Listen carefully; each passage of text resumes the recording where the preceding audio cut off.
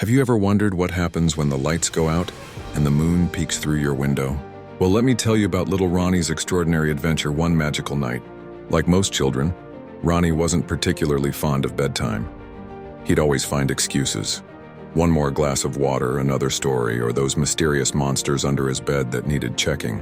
But this night was different. This night would change everything. As Ronnie lay in his cozy bed watching shadows dance on his ceiling, he heard a peculiar sound. It wasn't the usual creaking of the house or the whisper of wind through trees. No, this sound was more like wings, giant wings. Suddenly, his window burst open, and there, perched on the windowsill, was the most magnificent creature Ronnie had ever seen. A griffin, half eagle, half lion, with golden feathers that seemed to glow in the moonlight and eyes that sparkled like distant stars. "Hello, young adventurer," the griffin spoke in a voice that sounded like wind chimes in a gentle breeze. "I've been watching you, and I think you're just the brave soul I've been looking for." Ronnie sat up, his heart pounding with excitement. "Me? But I'm just Ronnie." "Sometimes," the griffin said with a knowing smile, "the most extraordinary heroes come in the most ordinary packages." Without warning, the griffin extended its wing into Ronnie's room, forming a magical bridge. "Care for a midnight flight?" it asked.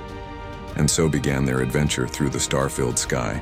Soaring past sleeping clouds and dancing with shooting stars, they glided over moonlit forests where tree spirits waved hello, and skimmed across crystal lakes where mermaids sang lullabies to the fish.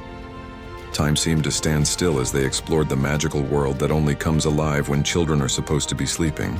The griffin showed Ronnie secret places where dreams are born and where wishes learn to fly. As the night drew to a close, the griffin returned Ronnie safely to his bed. "Remember," it whispered, "magic doesn't disappear just because we grow up. It simply waits for those who still believe." From that night on, Ronnie never complained about bedtime again.